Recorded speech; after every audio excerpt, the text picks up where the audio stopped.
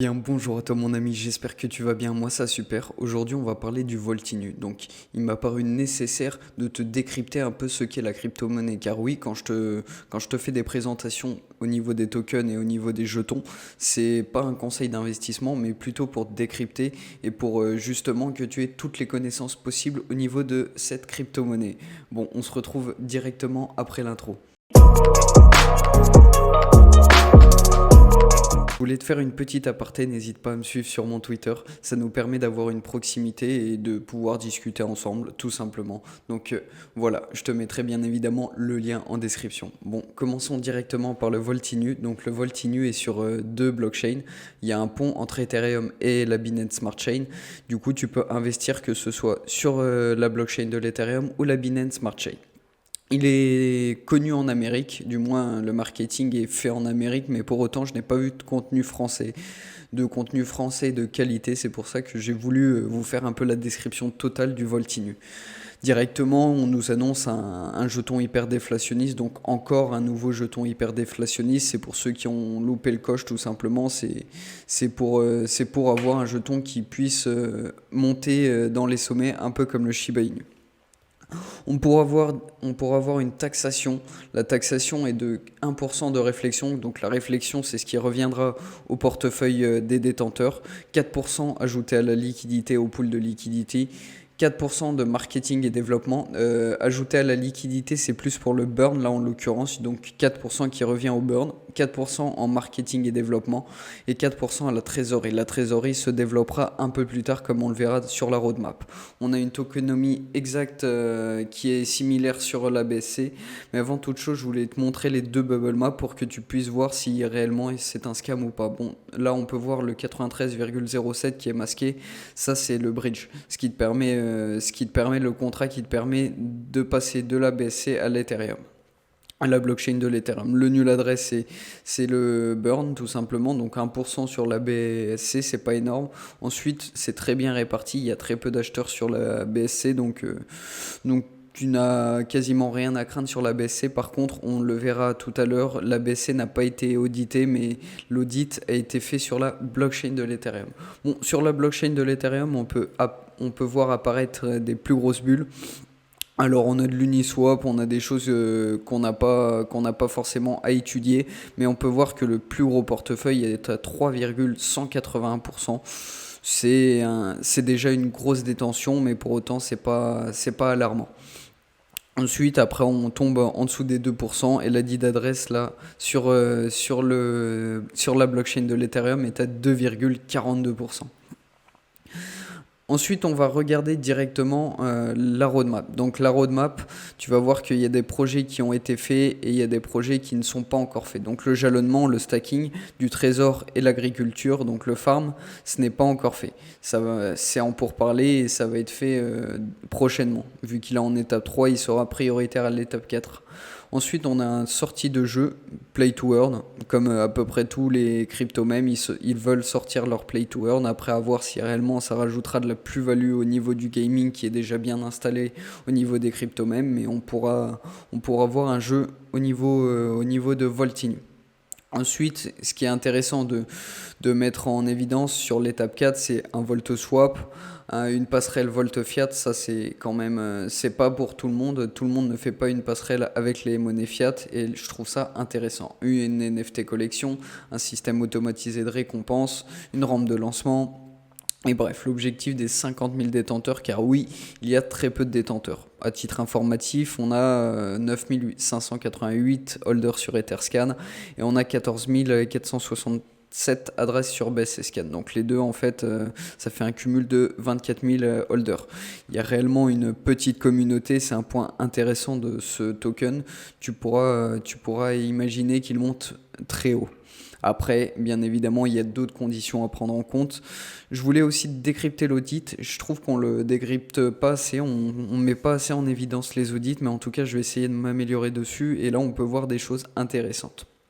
Déjà, il y a un point alarmant que je voulais dire, c'est 37,72% des jetons LP qui sont verrouillés dans un contrat intelligent appartiennent à l'équipe le 19 décembre 2022. Donc cette année, ils auront en leur possession 37,72% des tokens en circulation à l'équipe. Après, on va dire, si on a la confiance du projet, tout simplement, on pourrait dire que ces 37,72% sont faits pour justement les mises à jour à venir, le Volt Swap, le Play to Earn, bref, on peut imaginer des choses comme ça. Mais pour autant, il n'y a pas de désignation. Il faut savoir que l'équipe va avoir en leur possession légalement, le 19 décembre 2022, 37,72% des tokens. Et je trouve qu'il n'y a pas une transparence dessus. Il faudrait plus nous indiquer en fait à quoi serviraient ces tokens bloqués et pourquoi ils sont débloqués si tôt. Ensuite, on a une offre totale de 69 sextillons. Bon, c'est énorme par rapport à d'habitude. On a l'habitude d'avoir un peu moins de tokens. On peut pas s'imaginer monter un dollar avec autant de tokens, même avec un burn de 4%, hein. C'est pas forcément. C'est pas envisageable, tout simplement. Aucune fonction de frappe ou de gravure n'est présente, bien que l'offre de circulation puisse être réduite en envoyant des jetons. Bon, en gros, il dit que c'est pas forcément une fonction de gravure, mais en tout cas, il y a bel et bien l'adresse 0x comme on a vu pour Burn, et il n'y a pas forcément de protocole qui indique que voilà, c'est obligatoire de Burn, mais en tout cas, elle existe et il y a la possibilité de Burn. Et du coup, voilà, je crois qu'on a tout dit. Je crois qu'on a tout dit, les points importants. La redistribution est active. C'est ça aussi, je voulais te le citer, mais en gros, l'audit a vu qu'il y avait bel et bien une redistribution qui était active. Et, et ensuite, je voulais t'émettre mes points positifs et mes points négatifs. Pour mes points positifs, il y a peu de détenteurs, c'est un projet assez jeune, on peut imaginer faire du bénéfice dessus, mais pour autant rien n'est sûr, hein. Comme tu sais, c'est un crypto même débutant et pour autant il y a beaucoup de projets qui se cassent la gueule. Donc je t'incite à faire ma répartition que je t'avais montré en vidéo précédemment et vraiment modérer ton investissement si tu comptes investir dans ce projet. Il y a moyen que tu fasses pas mal de sous, comme je t'ai dit. Et les points négatifs, c'est pas assez de transparence pour l'équipe. Comme tu peux voir directement sur le site, on n'a pas réellement de transparence au niveau de l'équipe. Je trouve ça un point négatif pour moi, un point à relever, car j'aime bien savoir quelle équipe est derrière. Et pour autant, sur le site, on n'a pas accès à ces informations, à savoir leur parcours d'avant, à savoir leur expérience au niveau de la cryptographie. Bref, beaucoup de choses qui ne sont pas émises au niveau de l'équipe. Et ça, c'est un point négatif pour moi. Les 37,72% qui ont été mis par l'audit, pour moi aussi, c'est un point négatif parce que on ne sait pas à quelle sauce on va être mangé. Si ce sont des gens fiables, on peut imaginer que les 37,72% qui vont détenir en fin d'année seront pour le développement de la crypto-monnaie. On est dans un parcours où on se dit voilà, c'est un projet qui va respecter ses convictions et qui va utiliser à bon escient cette somme. Mais pour autant, il faut savoir que vu que légalement ça leur appartient, ils peuvent très bien partir avec la mallette des 37,72%. Bon, là je t'alarme un peu, mais en tout cas, il faut que tu saches qu'il y ait cette possibilité malheureusement. En tout cas, voilà, si tu tiens à investir dans ce projet, il ne faut pas que ça soit un frein, mais plutôt que tu aies la connaissance de cet élément pour pouvoir jauger ton investissement et ta part de risque et ne pas mettre ta maison en investissement, tu me comprends.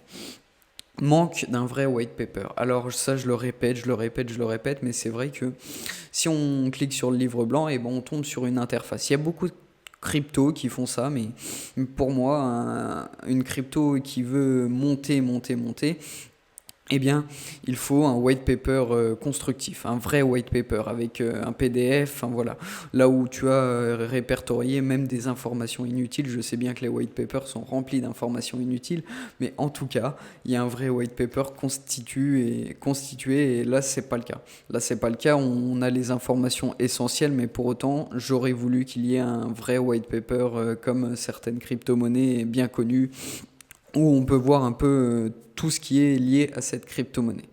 Donc, En conclusion, on a une crypto qui est très peu chère, qui a très peu de détenteurs, qui a une possibilité immense d'amélioration malgré ses 69 sextillons de tokens qui est limite du jamais vu. Il y a beaucoup trop de tokens en circulation. Oui, il y a réellement une augmentation à faire. Comme tu peux le voir par rapport au récap de CoinGecko, on est en positif parce que forcément c'est une crypto-monnaie qui n'est pas connue du grand public et forcément quand il y a des nouveaux holders, bah, le prix explose. Je t'apprends rien. Le beurre n'est pas fait encore à grand niveau, 2,21%. C'est pas étonnant avec les holders, hein, tu vas me dire, il n'y a pas eu assez d'acheteurs.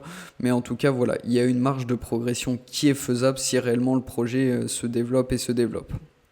Et il faut bien que tu prennes en compte les points négatifs que je t'ai émis, parce que voilà, tu n'as pas à mettre toutes tes sommes. C'est pas une crypto-monnaie, c'est pas un token qui est fiable à 100%. Il l'est peut-être, mais en tout cas, il y a des possibilités qu'il ne le soit pas.